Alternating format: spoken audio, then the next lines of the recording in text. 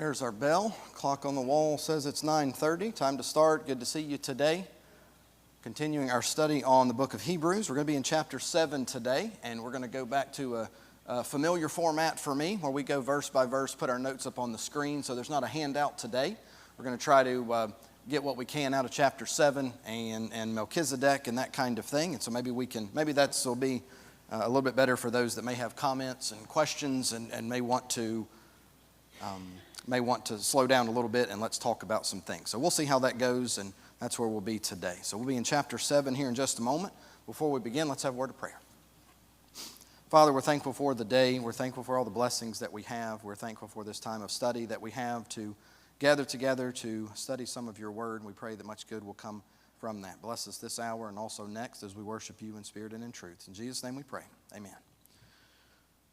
Okay, chapter 7 here, and usually as we do, I go through and read the chapter for us. This is a lengthy chapter, but I'm going to go, since we're going to go verse by verse, I'll read it as we go through here. We're going to try to cover the first 10 verses here as we can on chapter 7.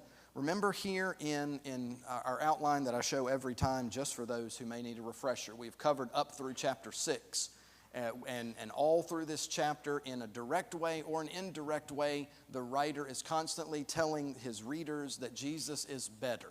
And the way that he gets to that and I don't know if you want to call them arguments, but the points he's making advances that idea that Jesus is better either than angels or any other messengers of the old law. He's better than Moses as a leader. He's better than Joshua as a conqueror. He's better than Abraham, and as he'll say, and Aaron and all of those that are associated with it. Well, here in chapters 5 through 7, he really focuses on the idea of Jesus' priesthood and how he is a priest as well as a king. And he's going to that theme is going to continue through halfway through chapter 10, where he talks about Jesus as a high priest. And so this idea that we've begun in chapter 5 is very important to us because it's the main body of the text. And so that's one of the reasons we cover it the way that we have, and that we'll slow down today and look at chapter 7. But another reason I wanted to do a different format here than we have most of this book is because of this confusing character that we call Melchizedek. And anytime you study this book or this particular chapter, you run into that word, and there's almost always is confusion about who this is, why the Hebrews writer brings him up, what's the point for him there, and how should we deal with that person that we meet in Genesis chapter 14. And so I thought we would look at that today, look at some other passages, and if you have any questions or there's confusion, please, let's stop and talk about it. We ended on Wednesday, chapter 6. We ended around verse 17 or 18, but what is our chapter 6, the Hebrews writer there says that we have this hope, which is an anchor of the soul, both sure and steadfast, which enters into that within the veil. Whether there is a forerunner is for us entered, Jesus, a high priest, after the order of Melchizedek. And so he uses that person there, this phrase, after the order of Melchizedek, as a springboard into what is our chapter 7. And so he connects the high priesthood or the priesthood of Aaron with that of Melchizedek. It connects it as a way of continuing to talk about it. And so here, let's begin chapter 7. We'll read verse 1 and then have our notes there for that. For this, Melchizedek, king of Salem, priest of the Most High God, met Abraham returning from the slaughter of the kings and blessed him. I should have, if I remember, this is the Revised Standard, RSV is the version that I'm using here. I like some of the wording of that, but we'll refer to our King James as well. So let's notice verse 1 here, where the Hebrews writer here says, this Melchizedek. There are 3 places in our Bibles where Melchizedek's name or he is discussed. The first one is in Genesis chapter 14, 3 verses there. And then we see him again, and the Hebrews writer quotes from this, Psalm 110, verse 4, and then Hebrews chapters 5 and 7 in those 2 places. So however you want to count that, I'll count that as 3 just because it's in the same context. So only 3 places this person is meant. I want to go to Genesis 14, and I want us to look at that because it's important not only to see what he says about him, but how it is worded. Genesis chapter 14, beginning with verse 18. And the Hebrews writer pointed this out. This is when Abraham was returning from a particular battle. We have all of these kings that are mentioned, and these aren't kings of great empires. These are kings of what we might think of as city-states. You know, the king of Sodom is mentioned, the king of Admar and Zeboam. And so these are kings in the sense that they rule over people, but they would be more like, you know, a city or maybe a small little region that's there. And so it's not like these great empires are fighting against one another. However, they do have armies, and they are fighting here on this occasion. And Abraham, who has his own army, by the way, he has a number of men. He's able to, in this context, is able to rescue Lot, who has been taken captive, using his own, paid-for army here. Tells you a great deal about how wealthy Abraham was, that he was able to have his own, hired soldiers, we might say. And so Genesis 14, let's begin with verse 17 there. The king of Sodom went out to meet him after his return from the slaughter there of Kedorlaomer, and of the kings that were with him at the valley of Shaveh, which is the king's dale. And, verse 18, Melchizedek, the king of Salem, brought forth bread and wine, and he was the priest of the Most High God. And he blessed him and said, Blessed be Abram, the Most High God, possessor of heaven and earth, and blessed be the Most High God, which has delivered your enemies unto your hand. And he gave him tithes of all. This is the one place where we see Melchizedek in, while he was on this earth. And so we just mention him here for a few verses. The psalmist is going to talk about him in a moment, and then we don't see him again until Hebrews. That's it. And he is this, in many ways, mysterious individual. Had the Hebrews writer never talked about him, I doubt we would even, recognize or realize that he was even there, except for a reading through. And so very, very small moment that he's on the scene here. But the Hebrews writer is going to use this individual as an illustration or as a reference to Jesus. And so here in chapter 14, especially verse 20, notice how I was again reading from the King James there, but notice verse 20, Blessed be the Most High God, which has delivered your enemies into your hand, and he gave him tithes of all. Who is the he in verse 20, and who is the him in verse 20? The Old Testament here, a little confusing because it uses the pronouns, and I'm not familiar with Hebrew enough, but I know that there more than likely is not an actual word there, that just the verb has reference to its direct object. He gave him tithes of all. Which way did the tithes go in verse 20? Okay, and the way that we know that and are sure about that is because the Hebrews writer is going to tell us. It's hard to tell from verse 20 because Melchizedek's the one talking. It says that he, verse 19, blessed him, Abraham. And then verse 20, it says he gave him tithes of all. Well, who's the he and who's the him there? It's kind of hard to tell.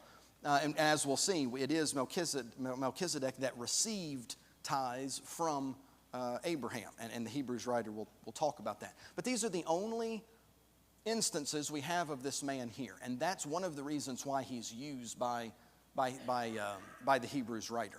This isn't, as some might say, this isn't Jesus who's there. This isn't some mystical, miraculous, angel or something like that I've heard people say. This is an individual that lived in the time of Abraham. And just to give you I don't know if this is a spoiler or whatever, but the Hebrews writer is using him because this man is both prophet of God, priest of God, and king of this place called Salem. And whereas under the Levitical system, as we'll see, priests were not kings and kings were not priests, under the law of Jesus, under the new system, he is both king and priest. We've already seen that he's better than Moses, he's better than angels, he's a better prophet. So he's all three.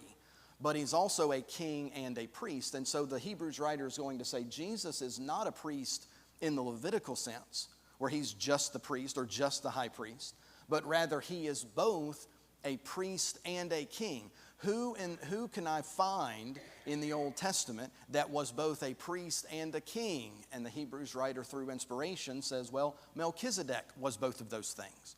So he is one after that order. He's like Melchizedek.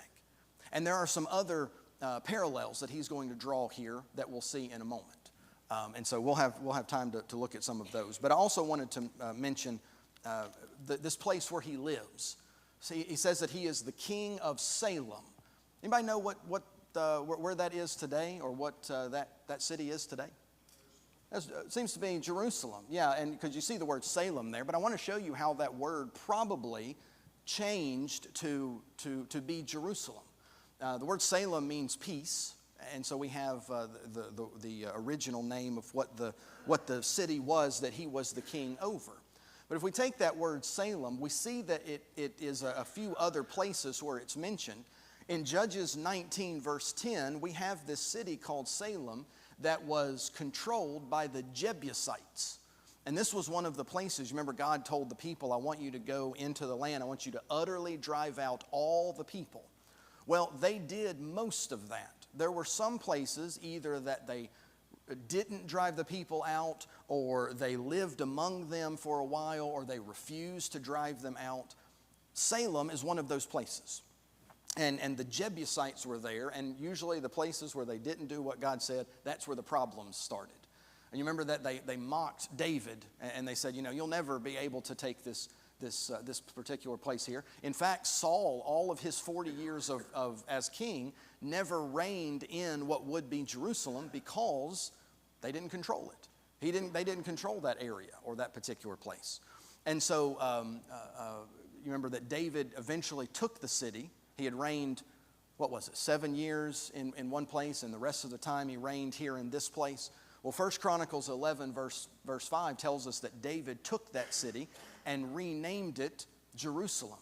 And more than likely what's happened is it was Salem that belonged to the Jebusites, or Jebus Salem, perhaps is how the names were. It's the Salem, the peace of the Jebusites, Jebus Salem, and usually that B will turn into an R if you say it. Other cultures say it fast enough. And so it's probably where the name Jerusalem comes from. Originally it was Salem. The Jebusites controlled it for a time, and the word morphed into Jerusalem that we see today. And so this is the place which is where David would eventually be king. It's the place where our Lord would come and be crucified. It's where the church was established. And so a very important place on the map, especially for Christians, throughout a number of centuries. And so this is that place where he was as well. And now let's notice Melchizedek and some of these parallels that he mentions here. Again, in the book of Hebrews, chapter 7, Melchizedek was the king. We're also told that he was the priest of the Most High God. It's interesting that the word priest is used, I have 100 times, I should say more than 100 times in the Old Testament. And interestingly, Genesis chapter 14 is the very first time that word is used. There are priests of, false gods. There's the priest of Aaron, the Aaronic priesthood, and so that talks about the priest a lot there. We're studying Leviticus on Wednesday nights. Priest is used a lot in there. But this is the first time that word appears, and it has reference to Melchizedek, who was both priest of God and the king of that place. And so the first time it's used, and obviously because we're talking about Abraham's life here, it predates that Levitical priesthood. And so as Abraham was alive then, we're talking about the patriarchal system. And so it appears that Melchizedek was a priest under this patriarchal system. We don't know, we have very little as far as information of what he did as priest. What does that mean? Did he offer some sort of sacrifice for his people? Did he speak for God and to God for the people of Salem there? We don't know what that system entailed. We're just simply told he was priest of the Most High God and he was king of Salem. And that's all that the Hebrews writer needs us to know about this figure. He comes onto the scene, has this particular action. something is done to him in the person of Abraham, and then he vanishes from the scene, and we never see him again except Psalm 110 that mentions him briefly. You are a priest forever after the order of Melchizedek, and then the Hebrews writer talks about him. That's it. And so who is this character here that we have? And who is he, and what do we need to know about him? Any comments, questions here? We're going to continue, obviously, talking about him, but any questions you have right now? Okay, verse 2. And to him Abraham apportioned a tenth part of everything. He is first, by translation of his name, King of Righteousness, and then he is also King of Salem, that is, King of Peace. He is without father or mother or genealogy, and has neither beginning of days nor end of life, but resembling the Son of God, he continues a priest forever. And so here he's going to draw some parallels. Keep in mind that if you're looking for someone in the Old Testament or the New Testament or someone today, there is no one that compares with Jesus perfectly, okay? What he's doing here is he's finding something or someone in the Old Testament to draw an illustration and compare him to Jesus. Paul does this in 1 Corinthians, where he says that Jesus is that rock that they drank from in the wilderness. Was Jesus actually that rock? No, he's making a comparison. Jesus is like that rock. All through the Old Testament, there is this theme of Jesus. He appears, sometimes he actually does appear. Many times when it says that someone spoke to the Lord, and the King James capitalizes all four of those letters, more than likely that's Jesus. Nebuchadnezzar sees a fourth person in the fiery furnace. That's Jesus that he sees. But a lot of times there's just an illustration. It's for illustrative purposes. He is that rock. Jesus is after the order of Melchizedek. And so what the writer is trying to do is find an illustration of Jesus in the Old Testament, and you can't find anything that fits perfectly, that doesn't have any errors or mistakes or something in it.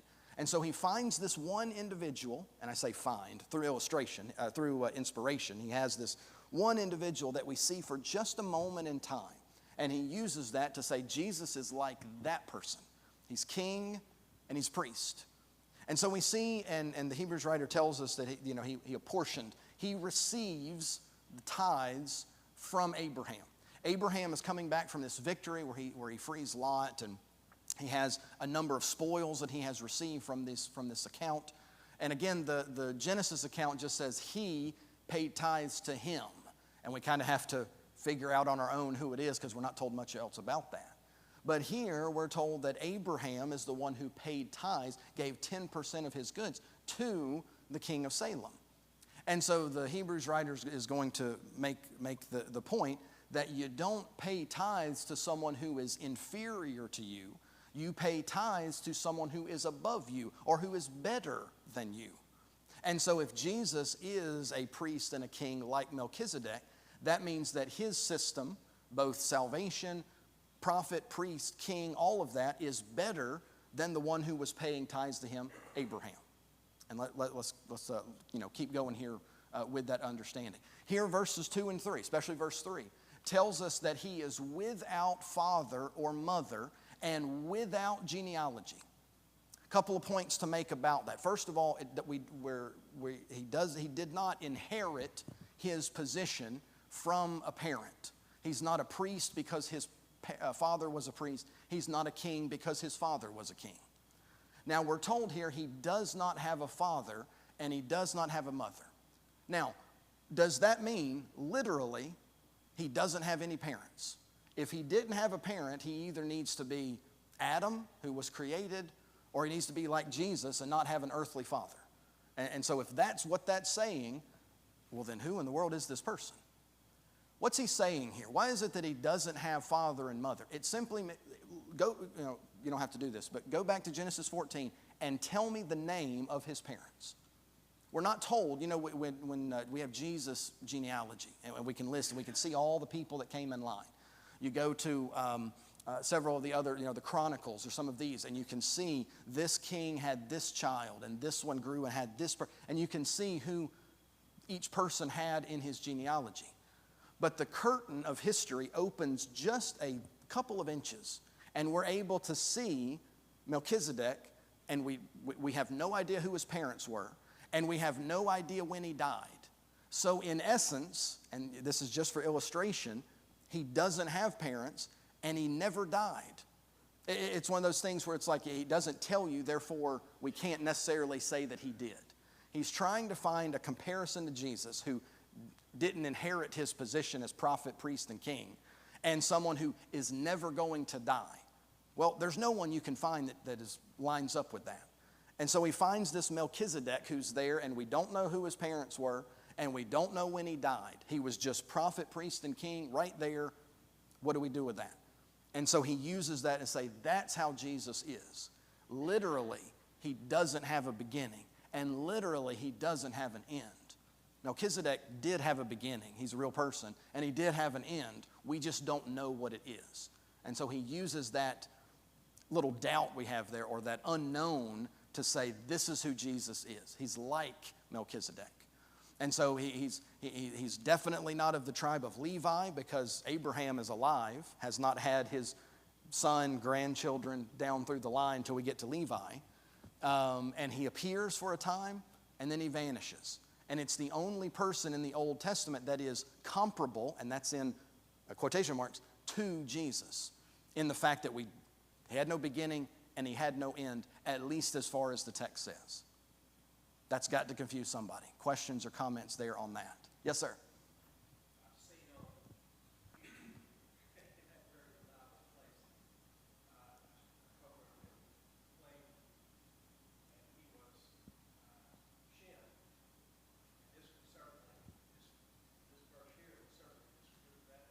Okay.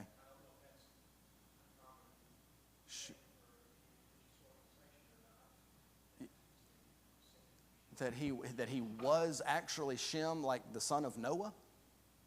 Really? Okay, that's a new one. I haven't heard that. Okay. Sure. That he was that. That's Hebrew tradition. Okay, well there you go. I'm not paying attention to Hebrew tradition. Okay, very good. I haven't heard that one. Yes, sir.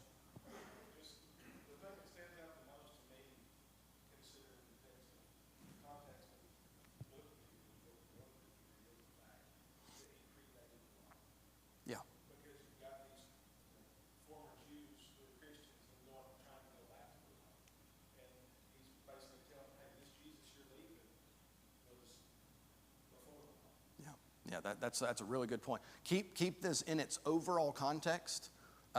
Is that what you're going back to? You Christian Jews, you're going back to Judaism. What you're going back to is not better.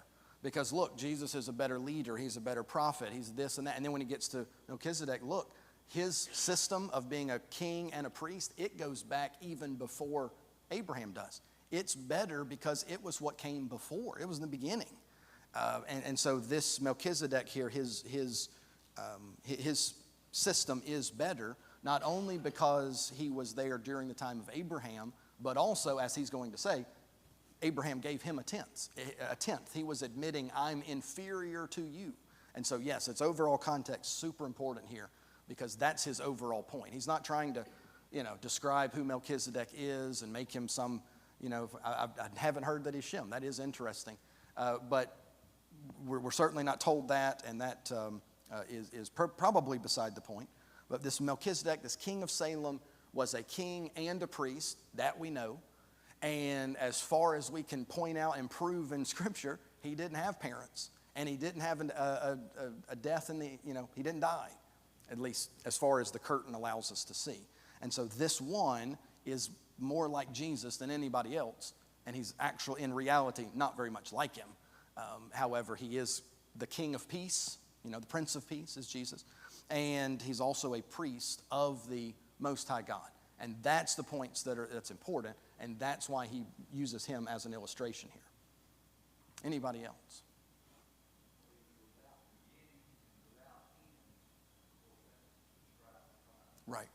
Right. Again, did Melchizedek have a beginning and end? Well, we cannot say for certain. And that's all that matters here to his point. I can't say, if you found his tombstone, we could see a beginning and an end date, but we don't have that. And therefore, that's as close as he can get to finding someone like Jesus, who did not have a beginning and doesn't have an end. I'm the Alpha and the Omega, the beginning and the end. Melchizedek doesn't have that, at least as far as we can point out. So that's why he uses him here as an illustration. Sometimes we get caught up on that, and some people get a little confused, and hopefully I'm not making it any worse. Anything else there, verses 2 and 3? Let's notice some parallels here between these individuals. There are differences, but the differences are those that we have to assume because Melchizedek was a real person. But both are kings. Melchizedek was the king of Salem. As we noticed, I think it was last class, that Jesus is a king, and he received his throne the same time that he received his priesthood. That is when he ascended to heaven. Daniel 7, beginning with verse 14, I believe. And so both are kings, and so that's one of the reasons why he uses him. But then also both are priests, and in particular, it says that Melchizedek was a priest of the Most High God. I can't think of anyone else that would fit that description in the Old Testament. And we see him just in 3 verses here. Abraham was not the only one at the time that worshiped God. That was part of the patriarchal system here. We see that there was someone else as well. This is Melchizedek, and if he were a priest, that perhaps indicates that there were others, perhaps his whole area that he reigned, they also worship God. Using Melchizedek perhaps as some sort of example, leader, go-between, what have you. We don't know what the system was. But here we see that both Jesus and Melchizedek were both kings, and both of them were priests, the one who offered sacrifices for their people. Again, I can't think of anybody else. There were a couple of kings in the northern 10 tribes of Israel who took it on themselves to try to be a priest or added other priests. Saul attempted to offer sacrifices when he was king, but you don't want to say Jesus was like Saul. That's not a good example there. So it's just this one person that we see 3 verses talking about, and then the psalmist writes about him very briefly. And so that's the reason for the illustration here. Also, neither of them had predecessor or successor. Who took over as the king of Salem after Melchizedek? We have no idea.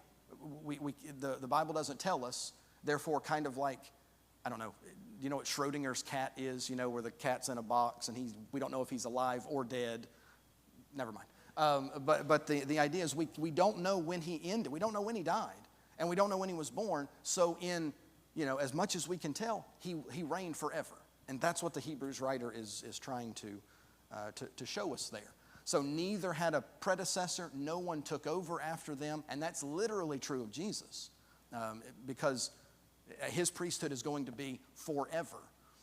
Hebrews chapter 7, we're going to get to it eventually, verse 8. If we go down here, under the Levitical system, men die and they receive tithes, but there he received one of whom it is witnessed that he lives or continues to live. Both of them reign forever as priest and king. And so going back to what we mentioned just a moment ago that Andrew talked about, in the overall system, you can go back to Judaism where priests live and die and someone has to take over, or you can go back to a system that is now and in certain cases existed before Judaism where the priest and king both lives and continues to live. And so it's better, and that's the point he's trying to make there. Maybe I've been confused about this in the past, and so I'm trying to over-explain it. Hopefully, it's not too confusing for you there. Anything else, verses 2 and 3? We'll go to verse 4.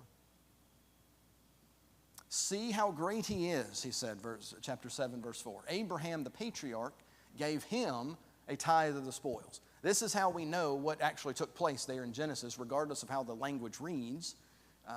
And so we say there, look at how great Melchizedek was. And notice he uses the verb is, continues to be. Abraham, the patriarch, the one that you're trying to go back to the system that he, in certain ways, began, Abraham, paid him a tithe of the spoils. When the Jews went to the temple, when they were paying, they would pay their tithes to God. In essence, admitting, I'm inferior to you. And so I'm the one who's paying. They understood what that meant. And so he tells them here, look at the way the transaction goes. Abraham was the father of Israel. and by extension the Jews who still lived during the time that this was writing. So Abraham paid tithes, and so the Hebrews writer says that means that the system that came from Abraham is inferior to Melchizedek. Jesus is a prophet and priest the same way that, is a king and a priest the same way that Melchizedek was. Therefore, his system is superior to the one that came from Abraham. So again, he's just using illustration here, and he's making a point that they don't need to go back to that system that is inferior in every way to Jesus. So we indicate here that Abraham is the one who is inferior. He's sacrificing some of his goods to Melchizedek, in essence saying, I received the blessing from you, and I'm giving you tithes in return there. And so we see what the writer of Genesis was telling us. We also understand a little bit more the point of being told about it at all. This is perhaps the reason why the writer of Genesis tells us about Melchizedek, so that we can have something to attach to when it comes to the life of Jesus. Anything there, verse 4. See how great he is, because Abraham, who is great, but Abraham is inferior to him. And so that must mean that this one is great. And truly, verse 5 of chapter 7, those descendants of Levi who received the priestly office have a commandment in the law to take tithes from the people, that is, from their brethren, though these also are descended from Abraham. Now he connects it to the present day, or at least present day for the readers. Because Abraham wasn't a priest or a king in that way. And the priests of the present day here in the book of Hebrews, they would trace their lineage, or they would trace their authority back through Levi. And so the Levitical priesthood. They're the ones who were there. Let's get verses 6 and 7 as well. But this man who has not their genealogy received tithes from Abraham and blessed him who had the promises. It is beyond dispute that the inferior is blessed by the superior.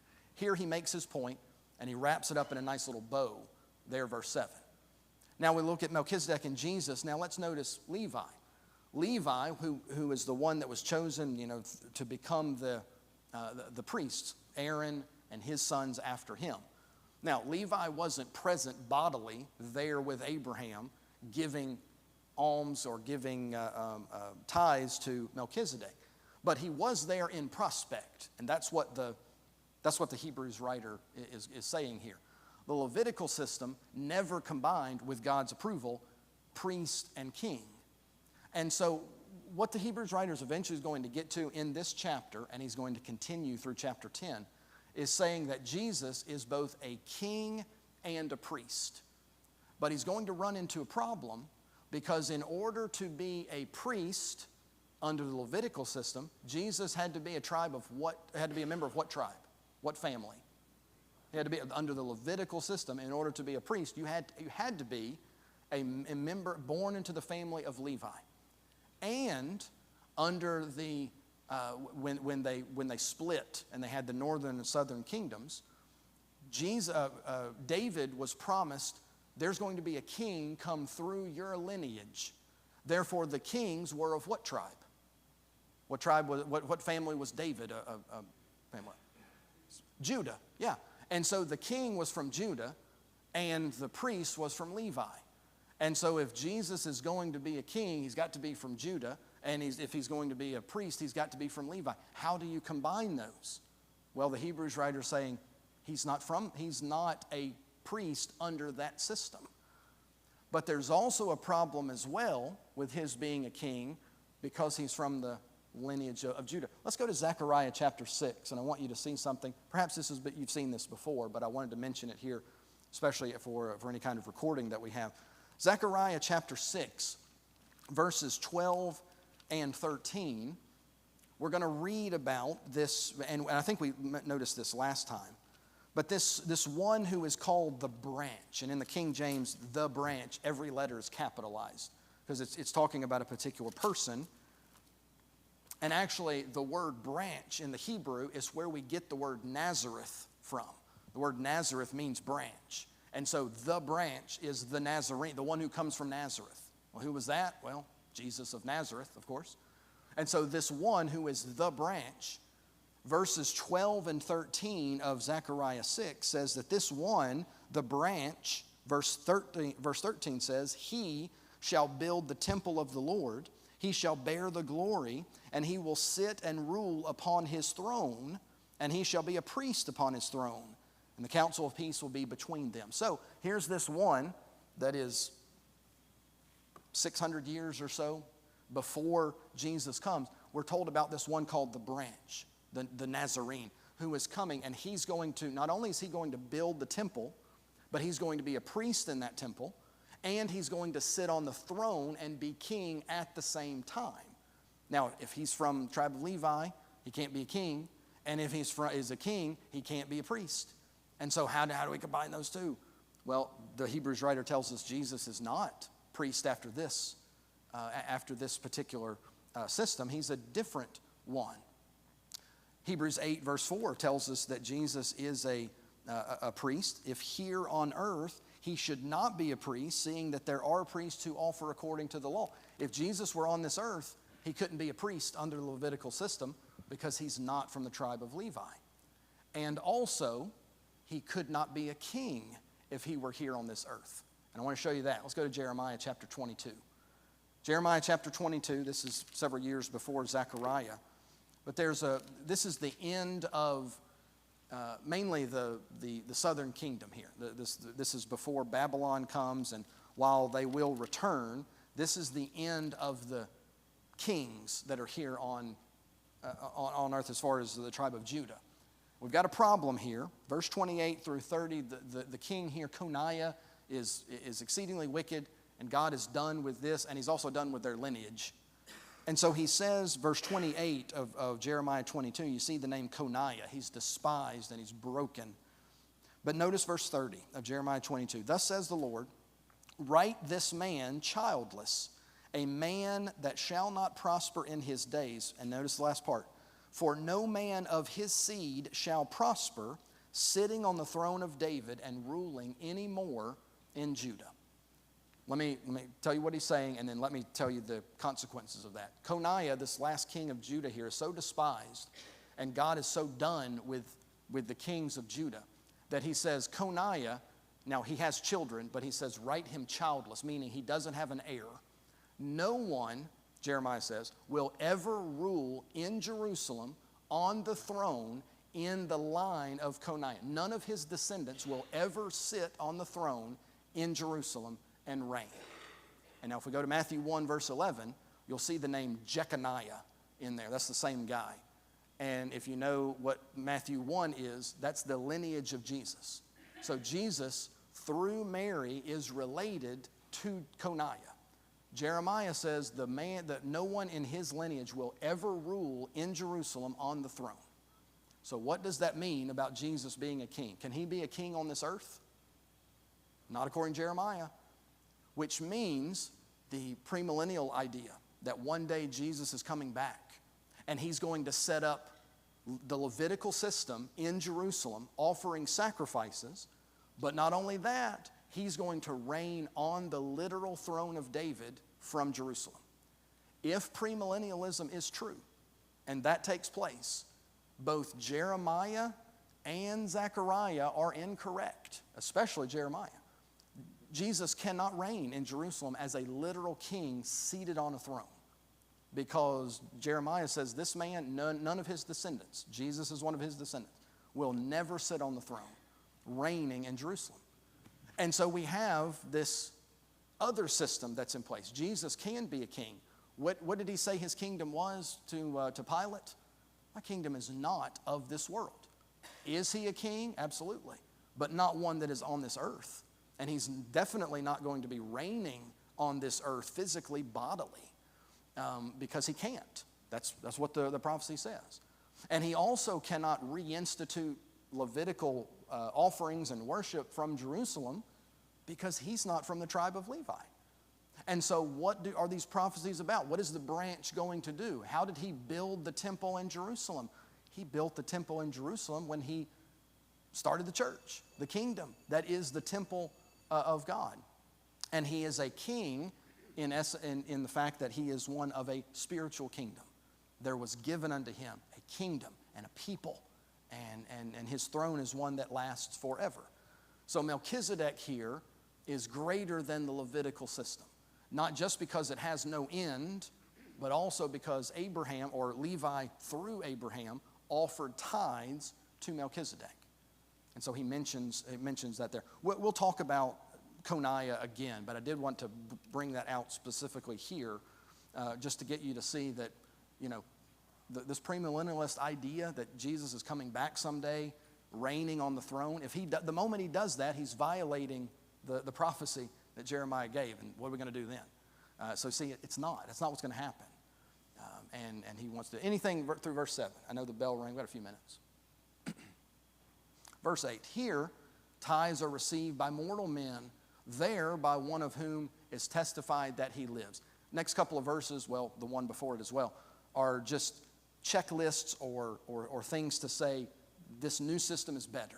Jesus' system is better. And here's why. Well, here, tithes are received by mortal men. You go and give your sacrifice to the man at the temple. One day, that man's going to be dead, and someone's going to take his spot. But in the new system, the one who's offering the sacrifice for you, never going to die. Never going to. And so it's testified that he lives. Verse 9, one might even say that Levi himself, who receives tithes, paid tithes through Abraham. In prospect, there's going to be many years before Levi was born, many more before the Levitical system was in place. But in essence, his family had paid tithes to Melchizedek, which by prospect is paying tithes to Jesus. So again, your own family admitted that this system is better. See how he's kind of walked down that path from one point to the next, and now he's arrived at the fact that Jesus is better even than the Levitical system that you are worshiping through. Verse 10, for he was still in the loins of his ancestor when Melchizedek met him. So here, last couple of minutes that we have. Levitical priesthood passed from one to another. Each high priest died, and another one took his place. Christ's throne and his priesthood, both of them are forever. Again, with Melchizedek and Levi paid tithes to Melchizedek through Abraham. He was, in prospect there. He didn't live, he didn't exist at that time, but he would. And so because Levi paid tithes to Melchizedek, Levi, is inferior to Melchizedek. Therefore, Levi's system is inferior to Melchizedek's. Therefore, Jesus is superior, or our word, better than or compared to the Levitical system. And so you see the steps that he's taken. Using just 3 verses from the book of Genesis, he's used that to say, look, this is how we know. This is why Jesus is better. Not only is it a better system because it takes away sin, not only is it better because he lives forever, but it's also better because it was functioning long before Levi was born. And so all of these reasons and more, Jesus is better. Moses, Joshua, angels, Aaron, Levi, he's going to get to Aaron here eventually. But anything here through verse 10, I think that's the end of that. Anything there, just a minute or so left. I hope Melchizedek doesn't trip you up. It did for me for a long time. It's just the illustration. He's trying to find someone that's compared to Jesus, and you can't find someone like that, but this is about as close as you can get with earthly men anyway. Thank you so much for your attention. Appreciate your being here. Let's enjoy our worship next hour together.